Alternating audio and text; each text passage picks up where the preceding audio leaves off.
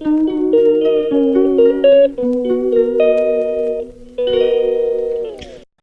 Guides, welcome back another vlog in our channel. So full fledged vlog పెట్టి చాలా days అయిపోయింది కదా. So ఇప్పటి నుంచి కొంచెం వ్లాగ్స్ పెట్టడానికి అయితే ట్రై చేస్తాను. ప్రతిసారి పెడతావు అంటావు, ఎప్పుడు పెట్టావు, ఎప్పుడో ఒకసారి పెడతావు అనుకుంటున్నారు కదా. ఇప్పటి నుంచి ట్రై చేద్దామని అయితే అనుకుంటున్నాను. సో ఇది వచ్చేసి ఒక హెక్టిక్ డే అనమాట. సో బ్యాక్ టు స్కూల్, ఇదివరకు టైటిల్ చూస్తే మీకు అర్థమైపోయింది కదా. సో ఇంకా ఎర్లీ మార్నింగ్ అయితే స్టార్ట్ అయిపోయింది. ఫస్ట్ బాదం అండ్ వేడి వాటర్తో అయితే స్టార్ట్ చేసేసాను.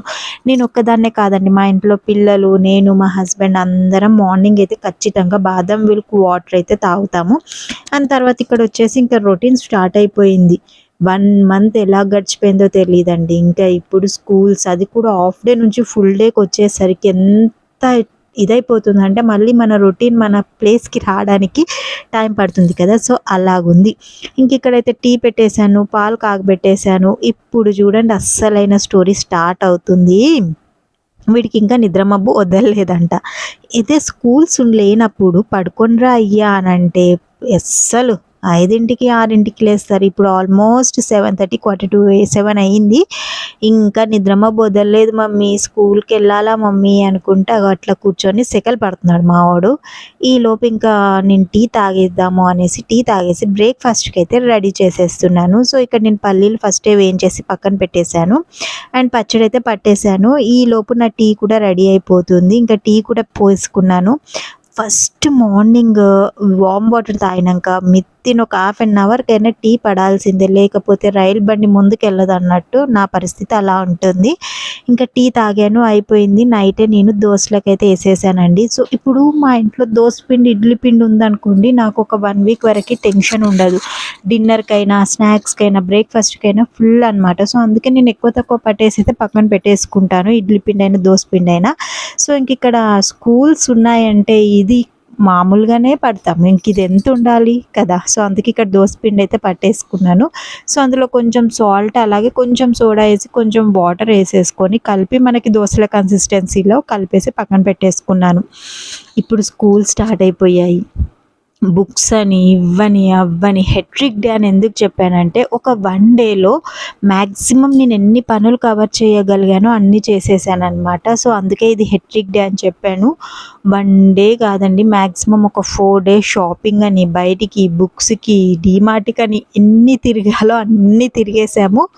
ఫుల్ అంటే ఫుల్ టైర్డ్ అయిపోయాము. స్కూల్ స్టార్ట్ అయితే పిల్లలకి ఎంత వర్క్ ఉంటుందో తెలియదు, కానీ పేరెంట్స్కి అయితే ఫుల్ వర్క్.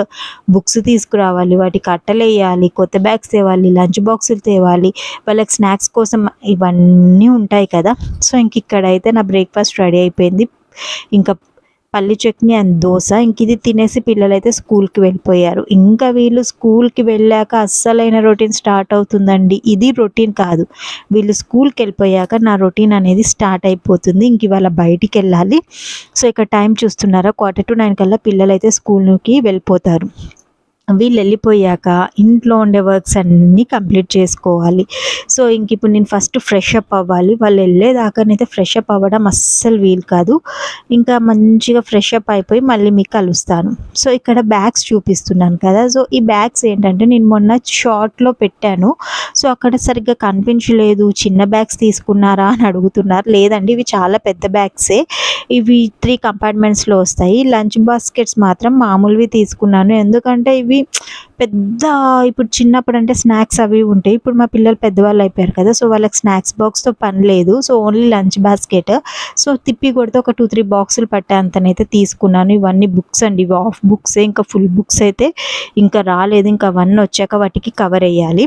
సో ఇక్కడ నేను ఇంక ఈవినింగ్ స్నాక్స్ చేస్తున్నాను. Hakka noodles. ఇది నేను ఆల్రెడీ షార్ట్ పెట్టాను, కాకపోతే చాలామంది షార్ట్స్ చూడరంట అండి. నాకు ఈ మధ్య తెలిసింది. వ్లాగింగ్లో పెట్టండి అంటే సరే అనేసి అయితే పెట్టాను.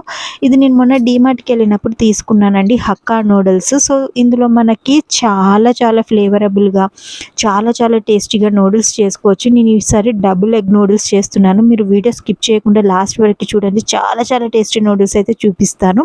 అండ్ దాంతోపాటు ఇది మనకి సపరేట్గా హక్కా నూడిల్ మసాలా అని దొరుకుతుందండి. నేను తీసుకుంది చింగ్స్ కంపెనీవి. ఇది బాగుంది. నేను ఇదివరకు ఇంకొకటి తీసుకున్నాను కానీ నాకు అది నచ్చలేదు. ఇది బాగుంది. సో ఇందులో వచ్చేసి మనకి 4 వస్తాయి. 4 నూడిల్స్ వస్తాయన్నమాట. సో ఫస్ట్ ఏం లేదండి, ఫస్ట్ మనము నూడిల్స్‌ని కుక్ చేసుకోవాలి. సో దానికోసం కొన్ని వాటర్ అయితే పెట్టేసుకున్నాను. సో వాటర్ ఉడికేలోపు నూడిల్స్‌ని అయితే మనం తీసి పక్కన పెట్టుకోవాలి. ఇది వచ్చేసి మనకి 90% కుక్ అవ్వాలండి. ఫుల్‌గా కుక్ అవ్వాల్సిన అవసరం లేదు. సో అలా కుక్ అయిన తర్వాత దాన్ని తీసి పక్కన పెట్టేసుకున్నాను. అండ్ ఇక్కడ మీకు వెజిటబుల్స్ ఏవి కావాలంటే ఆ వెజిటబుల్స్ వేసుకోవచ్చండి. సో ఇక్కడ నేనేం చేశానంటే వెల్లుల్లిపాయలు, కొంచెం క్యాబేజ్ అండ్ అలాగే మన క్యారెట్, ఆనియన్స్ వీటితో పాటు మీరు కావాలంటే క్యాప్సికమ్ కూడా వేసుకోవచ్చు. నా దగ్గర క్యాప్సికమ్ అలా లేదు. సో అందుకే నేను క్యాప్సికమ్ వేసుకోలేదు. అండ్ వాటితో పాటు నేను ఈ సాసెస్ కూడా తెచ్చానండి. గ్రీన్ చిల్లీ సాస్ అండ్ అలాగే dark soya sauce, red chilli sauce కూడా తెచ్చాను. కానీ మనకి నూడిల్స్‌లో రెడ్ చిల్లీ సాస్ వేయాల్సిన అవసరం లేదండి. ఎందుకంటే నేను కారం వేస్తాను. మీరు ఒక్కసారి నేను చెప్పిన స్టైల్‌లో ట్రై చేయండి. సేమ్ మీరు ఫాస్ట్ ఫుడ్ సెంటర్‌లో తింటారు చూసారా, అదే టేస్ట్‌లో వస్తుంది. ఇందులో మనం టేస్టింగ్ సాల్ట్ వేయము అండ్ దట్ టు హెవీగా మసాలాలు అలాంటివి ఏమీ వేయము. జస్ట్ ఓన్లీ 2 మసాలాస్, 2 సాసెస్ అంతే. సూపర్ యమ్మీ టేస్టీ నూడిల్స్ అయితే మీకు రెడీ అయిపోతాయి. ఇక్కడ చూపిస్తున్నాను చూడండి, మీకు 80% కుక్ అవ్వాలి. కుక్ అయిన తర్వాత వీటిని మనం చల్లీళ్ళలో వేసేసి పక్కన పెట్టేసుకోవాలి. సో తర్వాత ఒక ప్యాన్ పెట్టుకొని ఇందులో కొంచెం ఆయిల్ వేసుకోవాలండి.